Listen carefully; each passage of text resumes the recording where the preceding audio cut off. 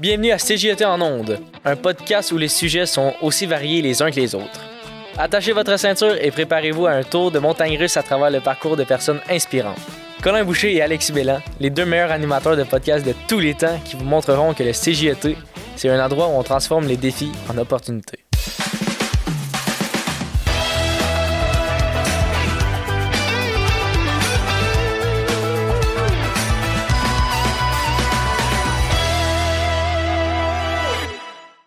Alors, aujourd'hui, nous accueillons... Monsieur Dean Gomunga Innocent. Parfait. C'est un nouveau Témiscamien originaire de la Côte d'Ivoire qui s'est établi au Témiscamingue avec sa famille. Alors, Dean, comment ça va aujourd'hui? Oui, ça va très bien. Nous nous sentons bien dans le Témiscamingue. Ah, c'est bien à entendre. Toi, Colin, bon. Ça va bien? Oui, toujours. Toujours toi, Alexis? Oui, ça va très bien. Super. Donc, on va commencer avec ça, Dean. Tout d'abord, pouvez-vous nous dire un peu qui vous êtes, vous? Comment vous vous définirez? Oui, je suis Monsieur Dean Gomunga Innocent, comme je l'ai dit tantôt.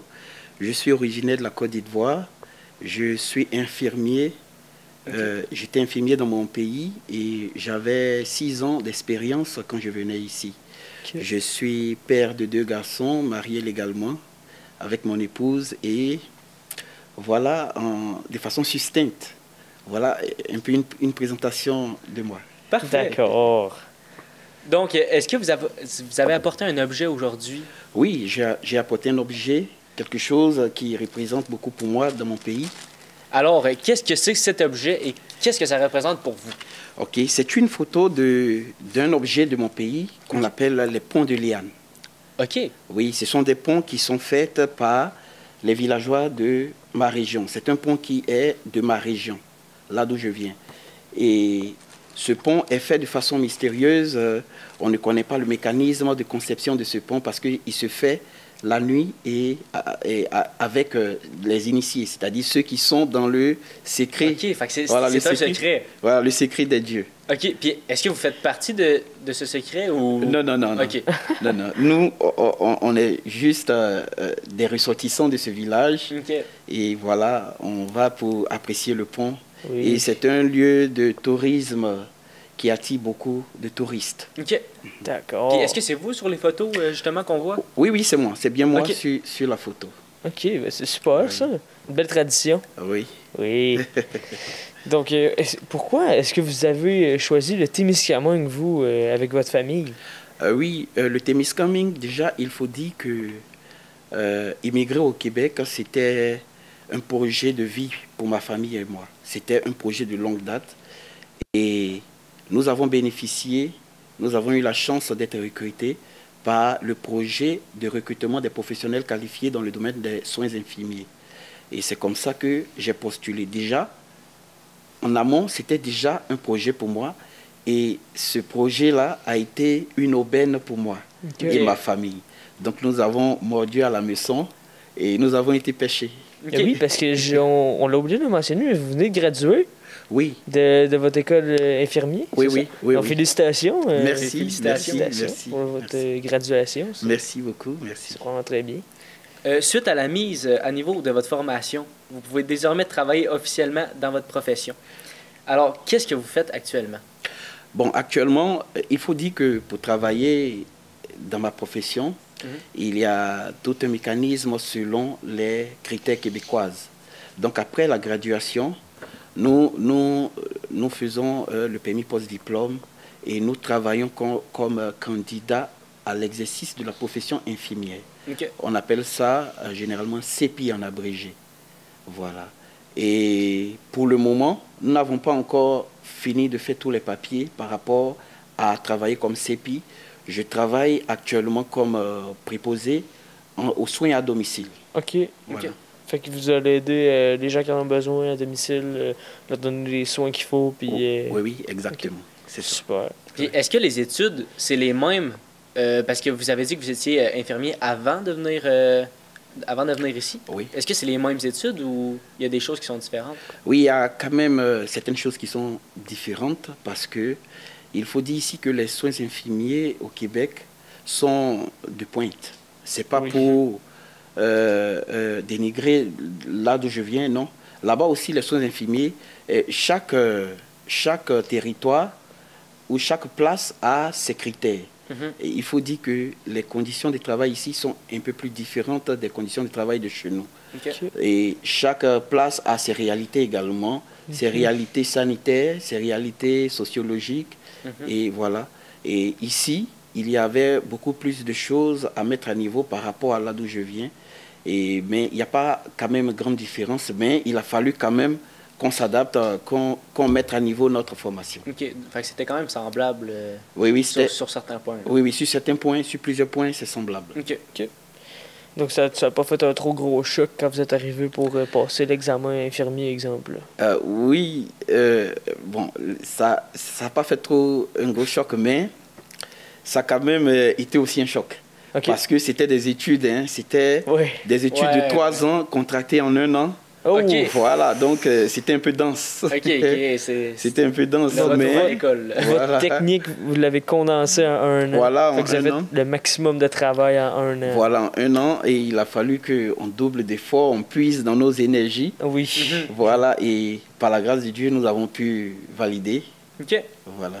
Puis est-ce que vous avez des anecdotes ou des beaux moments pendant votre apprentissage dans la dernière année? Oui, bien sûr, j'ai beaucoup d'anecdotes. Bon, peut-être que je vais citer 2 anecdotes. C'est parfait. Y a pas de Voilà, problème. oui, au soin à domicile où j'exerce actuellement, il faut dire que la population avec laquelle je travaille, c'est-à-dire les personnes âgées, sont des personnes vraiment merveilleuses, sont des personnes vraiment accueillantes et fascinantes. Ok. C'est des personnes qui, à chaque contact, veulent exploiter le temps qu'ils passent avec toi dans la causerie et ils veulent jazzer parce qu'ils sont généralement souvent seuls. Et c'est comme ça qu'un jour, j'étais allé chez une personne âgée à domicile et là-bas, on a jazzé. Il m'a posé certaines questions. Tu viens d'où? Je dis, je viens de la Côte d'Ivoire. Il dit, ah bon, la Côte d'Ivoire? Et je connais la Côte d'Ivoire, Yamoussoukro. Yamoussoukro, c'est notre capitale politique. Ok. Et quand il a dit ça, ça m'a réjoui.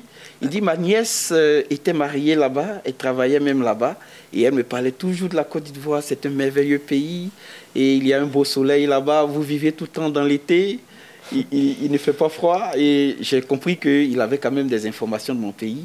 Après de 12 000 kilomètres, ça m'a fait chaud au cœur, et on a vraiment bavardé, on a jazzé, c'était vraiment merveilleux. Ok. Et aussi, la deuxième anecdote, c'est qu'une fois, je partais travailler, je partais donner des soins à une personne âgée chez lui à domicile. Et j'ai été intercepté par les policiers, un policier qui m'a arrêté, qui m'a demandé mes pièces. Et quand je lui ai donné mes pièces, il lui a dit non, que je travaille aux soins à domicile et que je vais pour des soins chez un patient. Voilà. Et quand il a pris mes pièces, il dit, laisse-moi faire une vérification, je reviens. Il a pris mes pièces, il a fait une vérification. Et quand il est revenu, il dit, je te laisse partir parce que je connais pas, tu viens de la Côte d'Ivoire, je connais pas la Côte d'Ivoire, mais je connais Didier Drogba. Didier Drogba, Ah oui. Didier Drogba, Oui, c'est un grand oui. joueur de soccer. Oui, Il oui, vient oui. de mon pays. Oui. Il dit, à cause de Didier, je te laisse. Bah, il était content ouais. et ça m'a fait vraiment chaud au cœur. J'étais très content. Et lui et moi, on a jazzé un peu, on a ri et puis il est Ok. parti. Didier Drogba qui a joué pour l'Impact Ouais, de Montréal. l'Impact de Montréal, C'est exactement. ça. Ok. Ça, c'était... Ouais, il a joué pour Chelsea, il a Oui. joué pour Marseille, il a joué pour l'Impact de Montréal. Ça, c'est un peu votre idole en Côte Oui, c'est d'Ivoire, notre, Didier c'est notre Drogba. idole dans le domaine du soccer. Oui, évidemment. Et c'est un grand joueur africain également. C'est une légende chez nous. Puis est-ce que vous avez d'autres idoles, justement, comme Didier? Oui, il y en a. Il y a Yaya Touré. Oui, ok. Oui, il y a Yaya Touré. Voilà, il y en a beaucoup. Hein. Voilà, il y a Mas Gradel. Il y a Kader Keita. Ce sont des idoles du soccer. Vous, Ok. vous pouvez même après les rechercher sur YouTube. Oui, Mhm. on va faire ça. Mais est-ce que toi, là, quand tu as changé de pays, justement, tu as dit que c'était toujours l'été là-bas, il fait tout le temps, tout le temps beau, il fait tout le temps chaud en tout cas. Ouais. Donc, le changement là, de température, comment toi tu l'as vécu? Est-ce que tu l'as bien pris? Comment vous avez vécu l'hiver en Ouais. gros, là? Oui, l'hiver, ça a été quand même un petit choc, mais on a quand même, bien avant d'affronter l'hiver, parce que nous sommes arrivés ici en été. Ok. Moi, Ok. je suis arrivé un peu plus avant ma famille. Je suis arrivé ici en mai, le 18 mai 2023. Ok. Donc, je suis arrivé un peu au printemps, été, et c'était merveilleux. Le climat était beau. Mais avant d'entrer dans l'hiver, on avait été préparé par le CGT, qui nous a préparés à affronter l'hiver avec des cours et comment s'habiller, comment se mettre au chaud. Donc déjà, on était quand même préparés, on avait déjà payé nos habits de foire. Pour les enfants, on était déjà prêts. Mais il faut dire que ça nous a quand même un peu secoué. Ça nous a quand même un peu, bien qu'on soit déjà préparés, mais on a été quand même un peu secoué. Et puisque c'était notre première fois d'affronter le froid à cette température et la neige.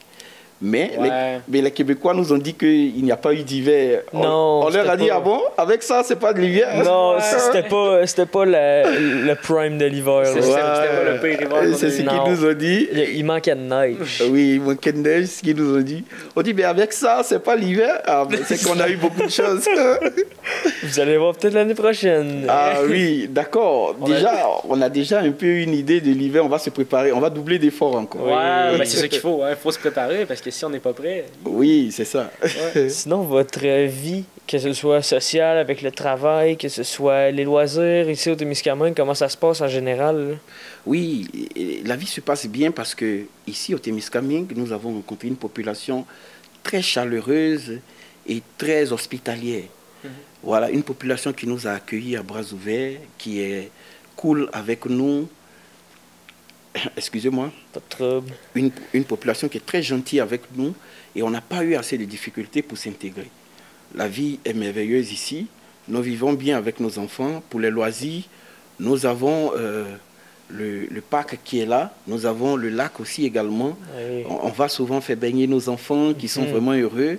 Et il y a quand même des espaces de jeu, des aires de jeu pour les enfants. Et on s'occupe vraiment. OK. Voilà. Vous avez du plaisir. Oui, on a du plaisir. Parfait. Donc, votre famille, vous êtes combien dans votre famille? Nous sommes 4. OK, donc 2 enfants et votre conjointe, c'est Oui, ça? exactement.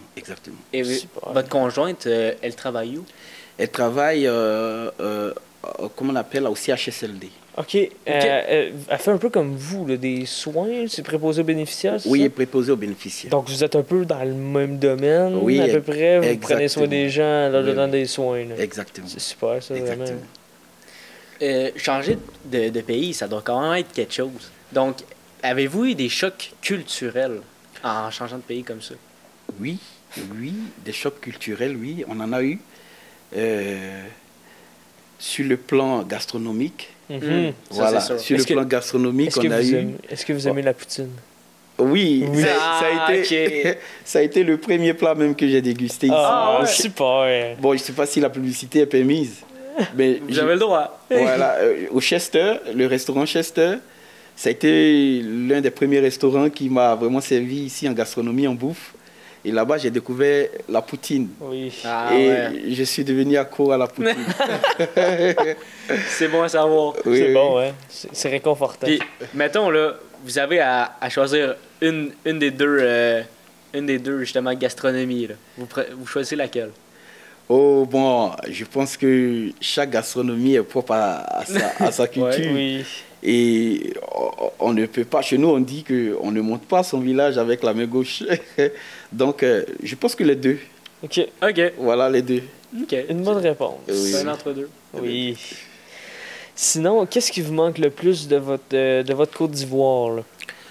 Oui, la Côte d'Ivoire, ce qui me manque le plus, ici c'est une région qui est bien calme, qui amène à beaucoup cogiter, à avoir l'esprit bien reposé.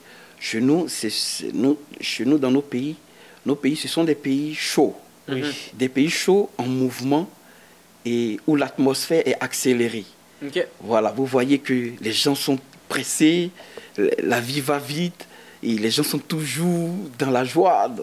Voilà, donc c'est l'ambiance peut-être du pays, l'ambiance accélérée, sans à l'heure de mon pays peut-être qui me manque, mais quand je dis me manque, c'est pas que je suis vraiment, je sais pas, peiné par rapport à ça, parce que je me sens bien ici. Bien que il n'y a pas beaucoup de coins chauds ici, mais je me sens bien parce que c'est un lieu bien reposant, bien calme, voilà. OK. Puis justement, c'est quoi la chose au Témiscamingue dont vous aimez le plus? Est-ce que ça rejoint justement votre réponse que vous venez de donner? Oui, la chose que j'aime plus au Témiscamingue, c'est le calme du Témiscamingue. Okay. La végétation, le paysage et le lac. Voilà, c'est vraiment merveilleux, c'est admiratif. Et moi, je suis un féru de la nature. J'aime beaucoup la nature parce que la nature me fait plonger dans des réflexions, dans le passé, dans le futur, dans le présent. Et voilà, quand je vois la nature de Témiscamingue, ça concorde parfaitement avec ma vision. Est-ce que la nature en Côte d'Ivoire, où est-ce que vous étiez, c'était abondant? Est-ce que vous étiez sur le bord de l'océan? Est-ce que... Oui, là où j'étais dans ma région, parce que la Côte d'Ivoire, c'est un grand pays. Oui. C'est un pays qui a une superficie de 362 000 km, 462 km². Voilà. C'est beaucoup. Oui, c'est un grand pays. Oui. Et moi, je suis originaire de l'Ouest. À l'Ouest, il n'y a pas de... C'est ça, il n'y a pas d'océan. Il n'y a pas d'océan, mais au Sud, il y a l'océan. À l'Ouest, c'est beaucoup la forêt. Voilà, c'est beaucoup de forêts, la végétation. Mais les forêts de l'Ouest ne sont pas comme ici. Elles sont difficiles à pratiquer. Voilà. Mais ici, la forêt, on peut aller se balader. Il y a des sentiers, là, ouais. Voilà, la forêt est encore proche de la ville, c'est ça. Sinon, est-ce que le Carrefour Jeunesse Emploi vous a beaucoup aidé dans votre arrivée au Témiscamingue, là? Est-ce que vous auriez des exemples à nous donner sur le soutien que vous avez eu dans votre parcours ou votre intégration, par exemple, ici au Témiscamingue? Oui, il y a beaucoup de soutien. Le Carrefour nous a énormément aidés dans la recherche de logements. Depuis notre pays, c'est le Carrefour qui a trouvé le logement pour nous tous. C'est fort. Voilà. Dans l'organisation de l'accueil de nos familles, parce que pour ceux qui sont venus d'abord avec leur famille, le Carrefour a coordonné beaucoup de choses. Dans l'ameublement de nos logements, le Carrefour a apporté beaucoup. La plupart des meubles que nous avons chez nous, c'est le Carrefour. Le Carrefour nous a assistés du début jusqu'à aujourd'hui. Et il continue de nous assister. Dans la recherche d'emploi pour nos conjoints, c'était encore le Carrefour. Et donc, le Carrefour a été au centre même de notre intégration, ici au Témiscamingue. Donc, est-ce que vous voyez votre avenir ici, justement? Bien sûr. Nous sommes venus pour rester pour de bon. OK. Voilà, nous ne sommes pas venus pour retourner, nous sommes venus pour nous intégrer et participer au développement de Ville-Marie et du Témiscamingue. C'est ça qu'il faut. Donc, vous êtes heureux ici? Très heureux. Bon. Donc, c'est quoi ça, Alexis? Bon, là, c'est les questions en rafale. Donc, Colin va vous passer justement des petites questions en papier. Vous devez les lire à voix haute, faire une réponse assez rapide et complète. Excusez-moi. OK. Il y en a deux. OK. C'est bon. Si vous étiez une chanson, laquelle seriez-vous? Amour. Il y a une chanson que j'aime bien. C'est une chanson d'un artiste qui vient de chez nous. OK. Voilà, et cette chanson est intitulée Amour. Puis ça parle de quoi un peu, cette chanson-là? De l'amour, évidemment. Mais... Ça parle de l'amour et de la cohésion entre toutes les races. OK. Oui. C'est important pour vous? C'est qui le nom de l'artiste? Il s'appelle Lifoko. OK. Lifoko. Lifoko. Un artiste de chez vous, là. Oui, de mon continent, l'Afrique. Et cette chanson parle de la paix sur tous les continents du monde. Et la cohésion entre toutes les races. Ça vous rejoint, ça, justement? Oui, okay. Ça me rejoint. Parfait. Super. Mettons qu'on enchaîne avec une autre question. Oui. Je pense que j'ai combien de questions à tirer? 2, 3, 4. Ouais. Si vous pouviez avoir un super pouvoir, mais avec une contrainte ridicule, quel sera ce pouvoir et quelle serait la contrainte? Bon. Le super pouvoir, ça sera un pouvoir de faire régner l'amour. OK. D'imposer l'amour partout dans le monde. OK. Oui. Et la contrainte, je ne vois pas trop, mais je dirais... pour moi, je pense qu'il n'y aura pas de contrainte pour faire régner l'amour. OK. Vous avez trouvé un moyen de contourner la question quand même? C'est bon, bien joué. En même temps, si c'est pour l'amour. Oui. On a le temps pour une dernière. Oui. Je vais prendre la plus facile. Si vous étiez un animal, lequel seriez-vous et pourquoi? Un aigle. Oh. T'as rapidement répondu. Oui, un aigle.